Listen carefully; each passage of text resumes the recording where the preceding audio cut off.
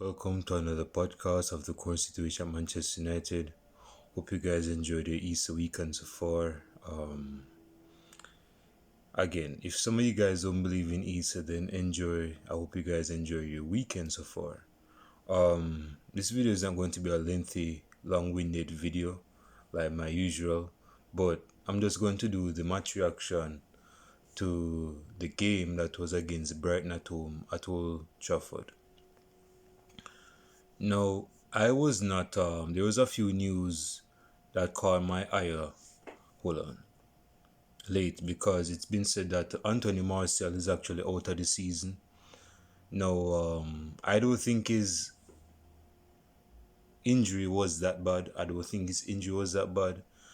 But I believe he's going to come probably at the end of the season, probably to play some cameo type of matches like like he comes on in the second half to make amends, to make the opposition oppressed or something like that. So who to say? But at this moment in time, it's been said that notifications, man. It's been said that he's out of the season by Ole Gunnar Solskjaer. Now, I looked at the starting 11, and Dean Koons, as I expected, was in back in goal. The back four was fine. Paul Pogba came back in the starting 11 with Fred, Bruno Fernandes, Rashford, Greenwood, and actually Cavani started. Now, in the first half, what has been my biggest criticism of Manchester United for the past almost 2 years, if not 3 years? Well, obviously, I've not been on YouTube for 3 years, but if you guys have been a long-standing listener of mine, which is very few, I understand that. If you guys have been a long listener of mine, what is my long-standing criticism of Manchester United? Whenever we're playing football, my biggest criticism of Manchester United is that we always want to play second base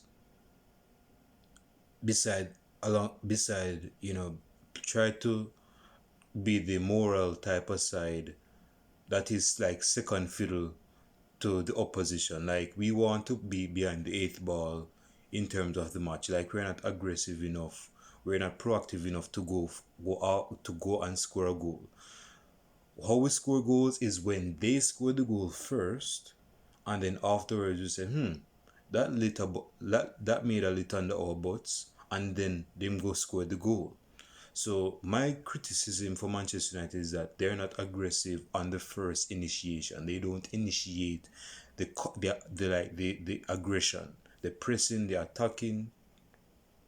They wait until they're down a goal, and they find it as their ultimate goal to score a goal, to equalize and emphasize a lead in like the dying minutes of the game, or in the second half, or something like that. So I don't know if Ole Gunnar Solskjaer's plan is to like go 1-0 down and then go beat around the bush to be in front. Maybe that's what he wants to do. But bro, that is not what Manchester United is about. And I think you know that. You're a former player, so you suppose know what's up. Manchester United should not be behind the eighth ball at home. Definitely no disrespect to Brighton. Definitely not against Brighton. You see me? Because Brighton looked like a bright side in the first half. My man was knocking ball like it was Bayern Munich in 2013. You see me? They had Lallana looking like Toni Kroos. Not Toni Kroos, because Lallana was making some third man runs. My man was looking like which midfielder score goals from midfield? Basically what Danny Van de Beek used to do for Ajax. Because Danny Van de Beek, if you have seen him, hold on, for Ajax, my man would make late runs into the box and probably notch a goal. And he would like build up play in the midfield, isn't me? So that is what Danny Van de Beek used to do at Ajax. And Lallana was kind of playing that type of role at Brighton. Also, hold on. Also, this thing, man. Hold on. Also, Brighton's side, Welbeck. No, this is what I said on Twitter. I said on Twitter that Danny Welbeck is going to have a masterclass against Manchester United because he's had a masterclass, probably a couple already against us. And him scoring that goal against Man United did not surprise me. What frustrated me was that Welbeck, Lindelof, and I think Fred was in the box, and obviously Maguire, but the ball was not in Maguire's reach. You see me? So, but what Welbeck did was to teach Lindelof a header and listen because Lindelof was near the goalkeeper. Lindelof was nearer to the cross from Trossard on the right hand side. Welbeck, the striker he tried to have better poaching, better instincts, better positioning to score the goal. My man didn't wait until Lindelof headed the ball because I don't know what Lindelof was heading to. Probably was heading to Spain or going back to Sweden because he did not head the ball to begin with. He did not make contact with the ball. And because he didn't make contact with the ball, Welbeck from Brighton, who used to be at Manchester United, came from behind Lindelof to head the ball. Dean Henderson saved it, and because of his striker's instinct, he just rebounded it into the net. So that was 1-0 up to Brighton. And 6 minutes already. I need to wrap up because I don't want this to be over 10 minutes. So yeah, the first half wasn't. I mean, we got chances from Greenwood because Greenwood hit the post with his right foot. Bruno, of course, was taking shots from out of the box.